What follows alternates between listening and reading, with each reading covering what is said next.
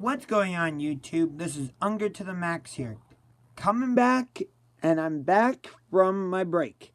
And I'm coming at you with another video. So, salute.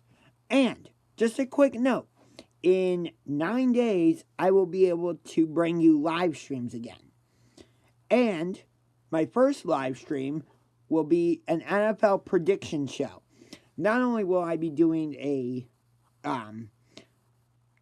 prediction of both the Cleveland Browns schedule and the Jacksonville Jaguars schedule, but I'll tell you who I think's gonna win each division and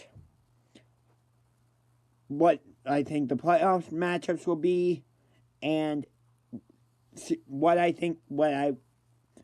the Super Bowl 53 what the matchup will be for Super Bowl 53 in Atlanta, and who will win Super Bowl 53. So be on the lookout for that. My live stream, I will be able to live stream again starting on July 18th. So that's in about 9 days. However, I am working at a sleepaway summer camp. I just have the day off. So I'm not going to tell you a specific date of when I'll be doing that NFL prediction show, but be on the lookout for it. But this is just a general sports vlog. So in case you've been living under a rock for the past 2 weeks or so, you would know that LeBron has unfortunately left the Cleveland Cavaliers to go out west to join the Los Angeles Lakers. 4 years, $154 million. Now you might be saying, how can you Josh, how can you be disappointed about that when you're wearing a Minnesota shirt? Timberwolves are my favorite. First off, I do like the Timberwolves, but I'm still a Cavaliers fan. Second, it's not just a Timberwolves shirt. Darn it, I can't really show it to you, but it's Kevin Garnett. And I got it when I went to Target Center, when I was supposed to see the Minnesota Timberwolves play the Portland Trailblazers, but the game got canceled due to condensation on the court, since Target Center doesn't normally have an hockey ice rink underneath the Timberwolves court. But it did that when we went, because there was just a college ice hockey tournament there and Disney on Ice, which doesn't make sense why they had both things at Target Center when the Minnesota Wild, who actually play hockey, have their own separate arena in St. Paul. So I don't totally understand that. But anyway, back to what I was saying. So LeBron has left the Cavaliers again to go to the Lakers. Now, all the big names are out west. There is nobody left in the Eastern Conference. Oh, yeah, the Boston Celtics. Who else? Toronto? No. Milwaukee? All they have is Giannis. They have nothing else. New York? Give me a break. They're going to be pathetic again. Detroit? No. Indiana? Yeah, they pushed us the Cavaliers to 7 games. But other than that, other than Oladipo, who do they have? Nothing. Washington, no. I don't know why LeBron chose to go to the Lakers, because now he's in the same division as the Warriors, so he's going to have to deal with Golden State 4 times a season. He will have to deal with Houston 3 or 4 times a season, Portland 3 or 4 times a season, Oklahoma City 3 or 4 times a season. Who, by the way, the Thunder are letting Carmelo Anthony go. And it sounds like he's going to go to Houston. Yay! The Rockets are going to have 2 ball hogs on the same team. Good luck, Houston. Let's see. Oh, yeah, LeBron's going to have to deal with Minnesota 3 or 4 times this season. He'll have to deal with Utah, Denver. So good luck out west, LeBron. And yeah, I mean, the Lakers might get to maybe the second round this year of the playoffs. Maybe. But they're not making it to the NBA Finals. No way. So, I have mixed emotions about this. And here's why. I'm disappointed. Of course, I'm disappointed that he left. As a Cavaliers fan, that's just how I am. But at the same time, he came home and delivered on his promise to bring an NBA championship to the city of Cleveland. So I gotta say thank you for that, right? I mean, it only makes sense. And then, so that happened. And then on Saturday, unfortunately, the UFC Heavyweight Championship no longer resides in Cleveland, as Daniel Cormier defeated Stipe Miocic by KO in the first round of the main event of UFC 226. And it's disappointing, but I don't hate Cormier. He is one of my favorite players. So, I have mixed emotions about that too. And so now Cleveland doesn't have any championships remaining.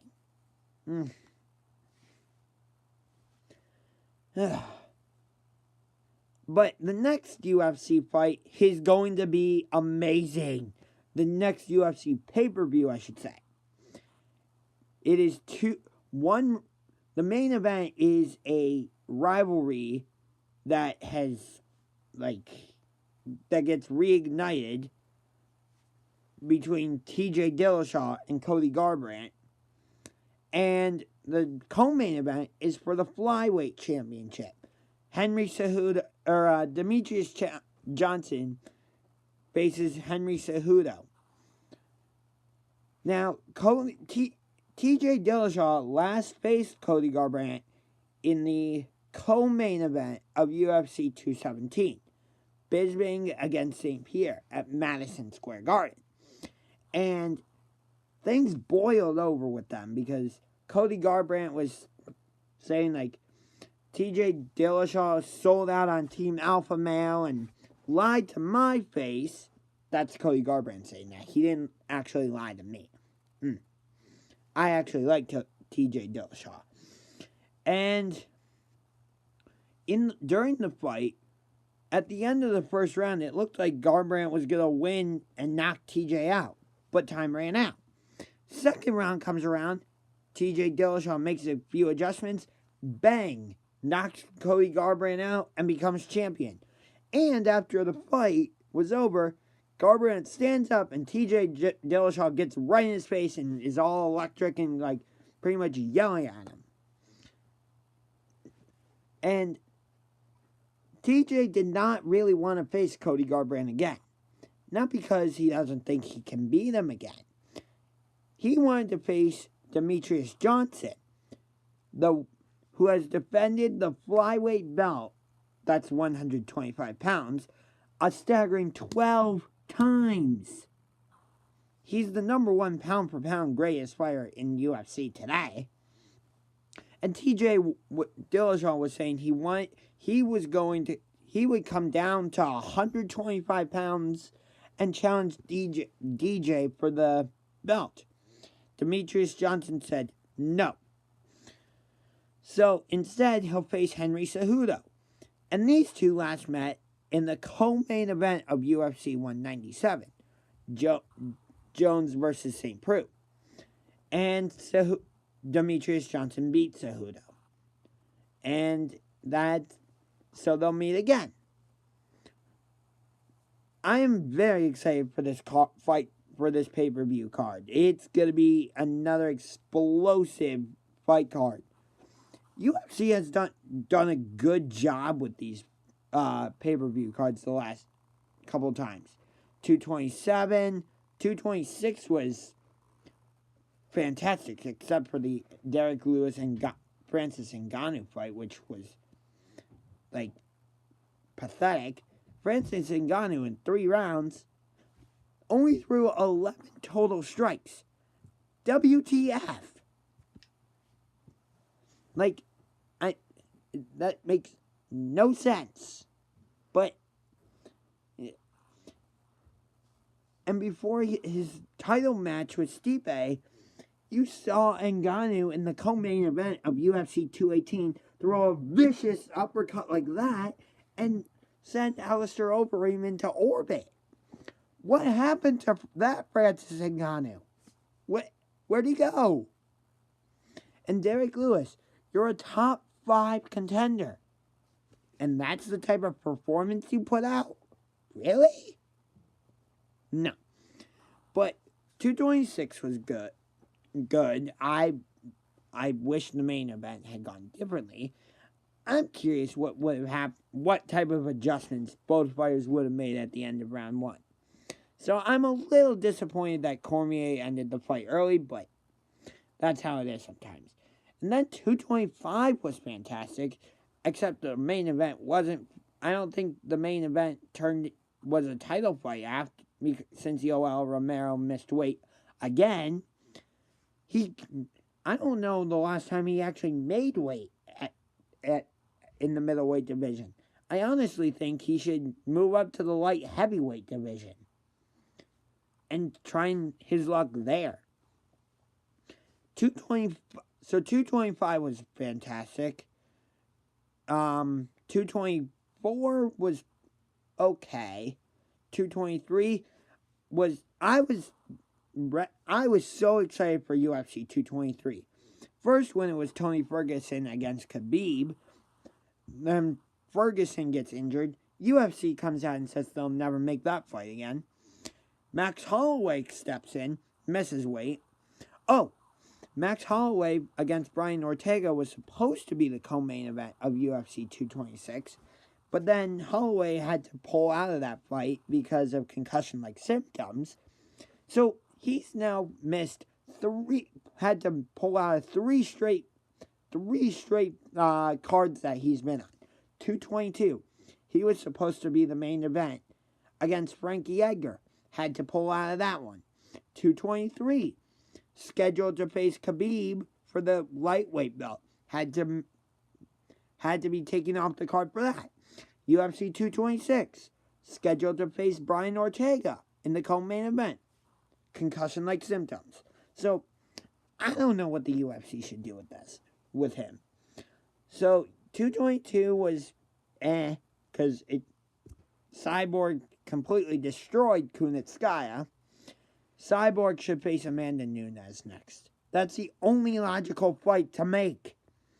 Let's see, 221, Rockhold versus Whitaker, Rockhold versus Romero, so.